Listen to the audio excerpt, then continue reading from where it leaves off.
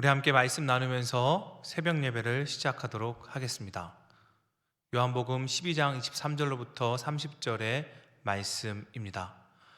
예수께서 대답하여 이르시되 인자가 영광을 얻을 때가 왔도다. 내가 진실로 진실로 너희에게 이르노니 한 알의 밀이 땅에 떨어져 죽지 아니하면 한 알 그대로 있고 죽으면 많은 열매를 맺느니라. 자기의 생명을 사랑하는 자는 잃어버릴 것이요 이 세상에서 자기의 생명을 미워하는 자는 영생하도록 보전하리라. 사람이 나를 섬기려면 나를 따르라. 나 있는 곳에 나를 섬기는 자도 거기 있으리니 사람이 나를 섬기면 내 아버지께서 그를 귀히 여기시리라. 지금 내 마음이 괴로우니 무슨 말을 하리요? 아버지여, 나를 구원하여 이 때를 면하게 하여 주옵소서. 그러나 내가 이를 위하여 이 때에 왔나이다.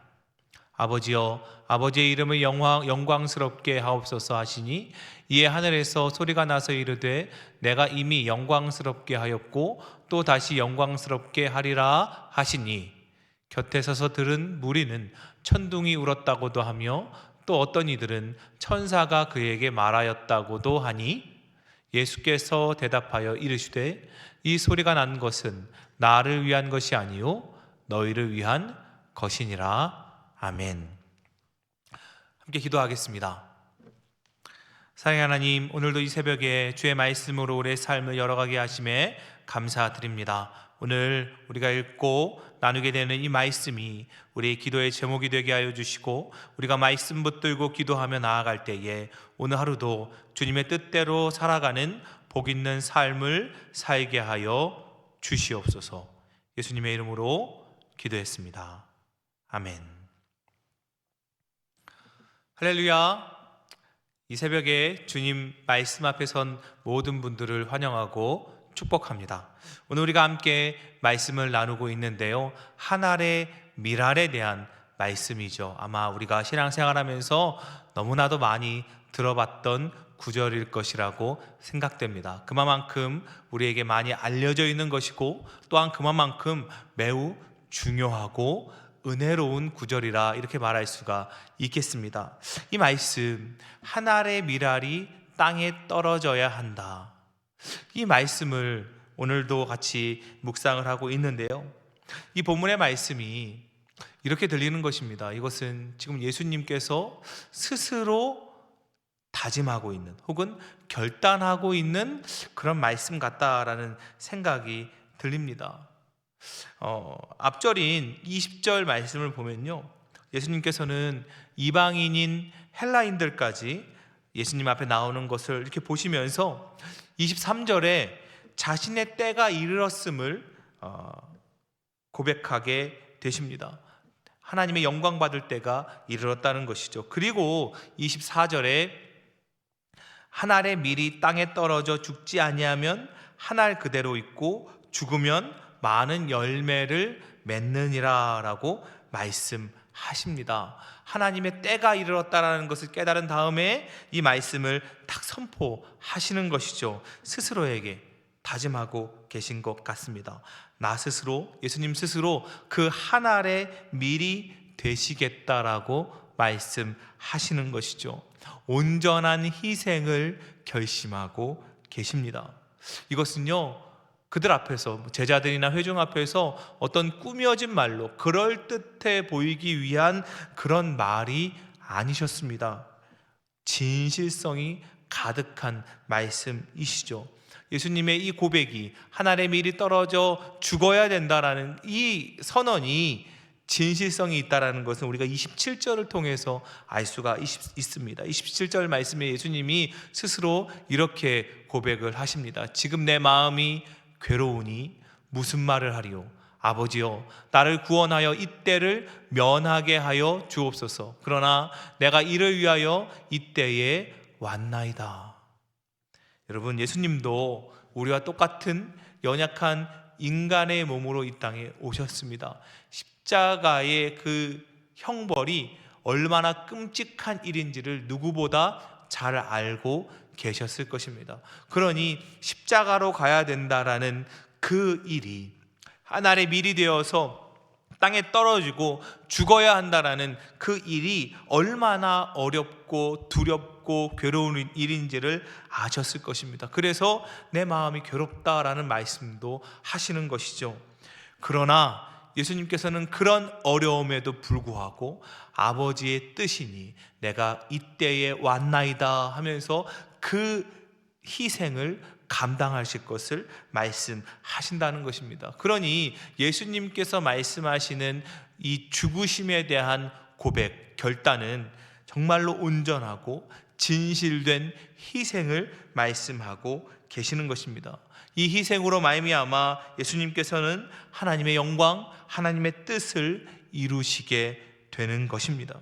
이러한 예수님의 희생을 통해서, 그리고 그 진실된 희생을 통해서 온전한 생명이 우리에게 주어졌습니다. 우리는 이것을 복음이라고 그러죠. 그리고 그 복음이 우리에게 참된 소망이 됨을 고백할 수가 있습니다. 예수님이 우리에게 들려주신 그 복음으로 인한 소망이라는 것은 우리의 삶을 변화시키는 소망이죠. 우리가 새로운 피조물이 되게 하는 소망이고, 사망에 이르는 그 죄의 고리를 끊어버리는 소망입니다.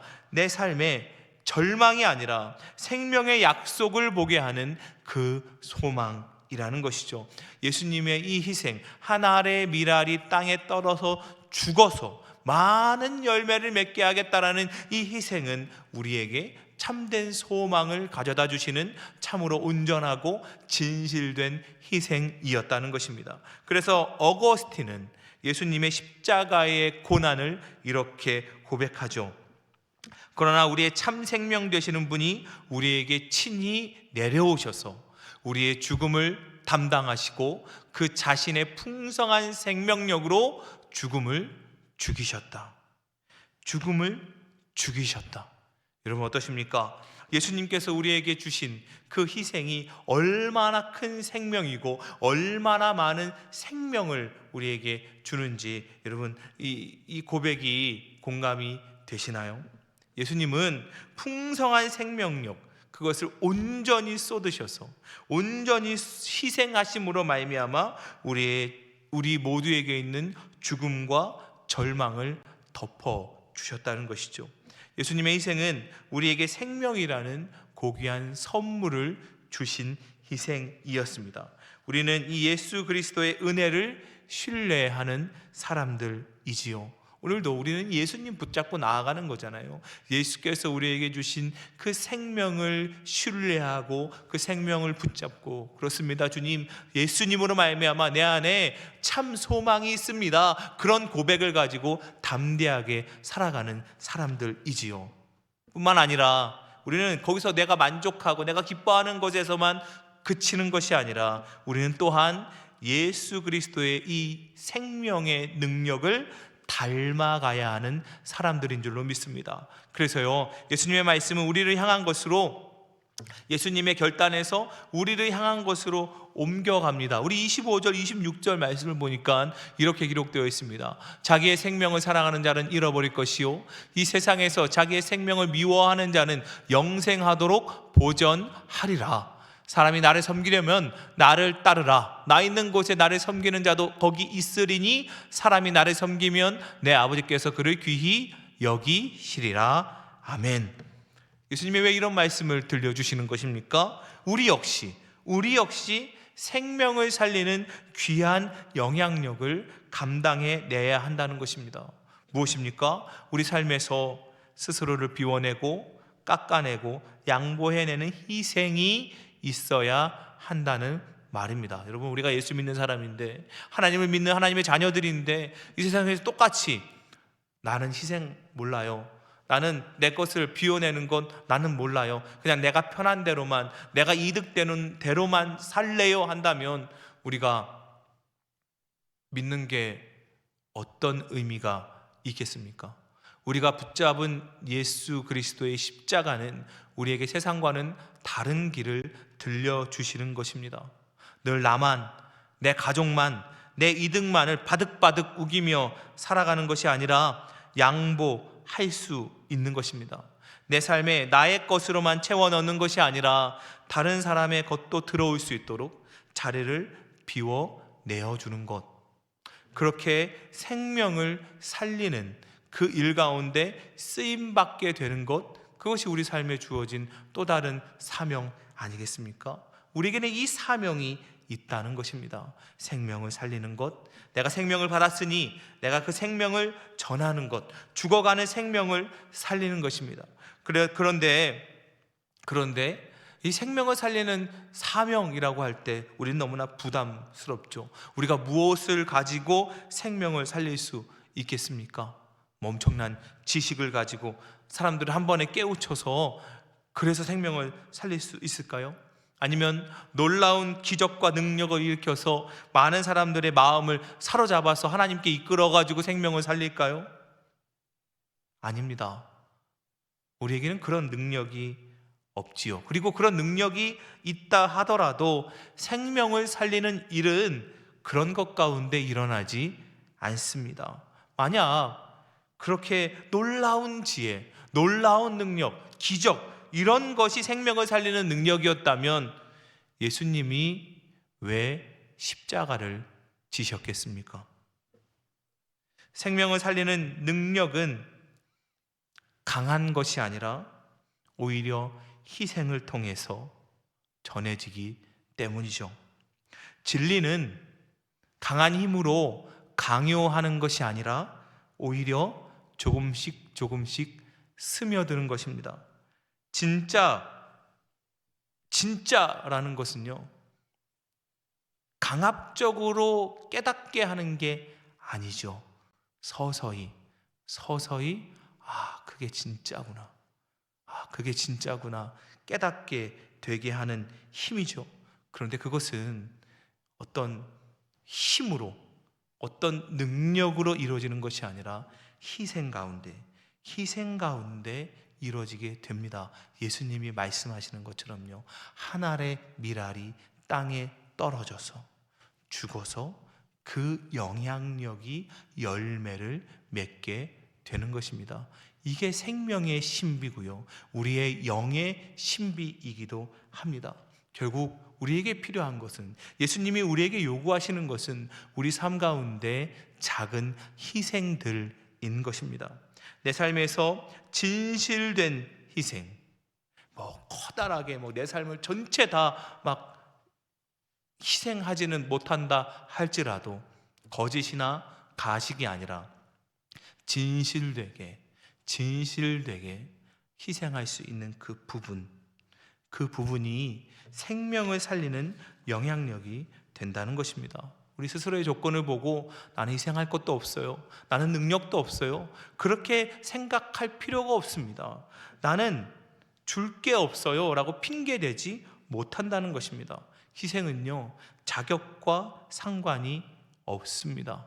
그저 내 삶을 비워낼 수 있다면, 내 삶에 양보할 수 있다면 그 작은 희생으로 말미암아 누군가 예수님을 알게 되고 예수님을 받아들이게 되고 예수님과 동행할 수 있게 되는 것이죠. 여러분, 구원받은 사람들은 누구입니까?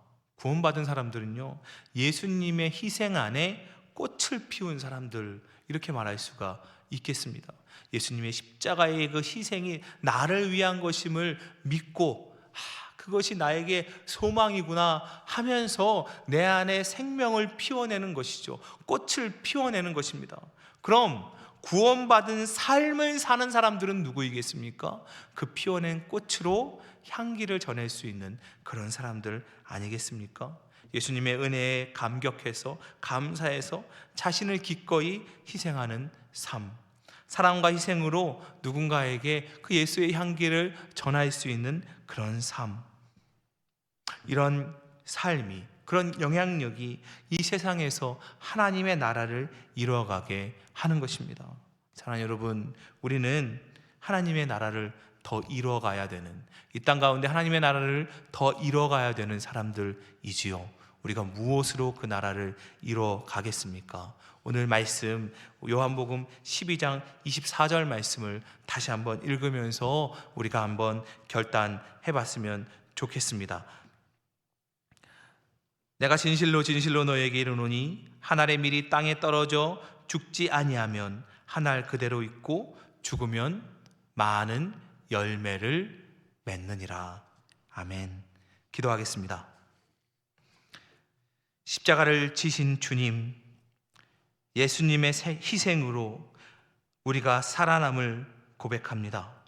예수님의 십자가의 고난으로 말미암아 심어주신 그 희망이 우리를 살리게 됨을 고백합니다. 예수님 감사합니다. 예수님의 그 생명으로, 나를 살리신 그 생명으로 우리 역시 이 땅 가운데 누군가를 살리는 도구로 쓰임받을 수 있도록 인도하여 주시옵소서. 나에게 작은 희생을 감당할 믿음과 용기를 허락하여 주시옵소서. 주님께서 우리에게 보여주신 길을 우리도 걸어갈 수 있도록 생명을 살리고 풍성하게 하는 그 일들 가운데 쓰임받을 수 있도록 인도하여 주시옵소서. 우리를 위해 십자가 달리시고 다시 사신 우리 주 예수 그리스도의 이름으로 기도했습니다. 아멘.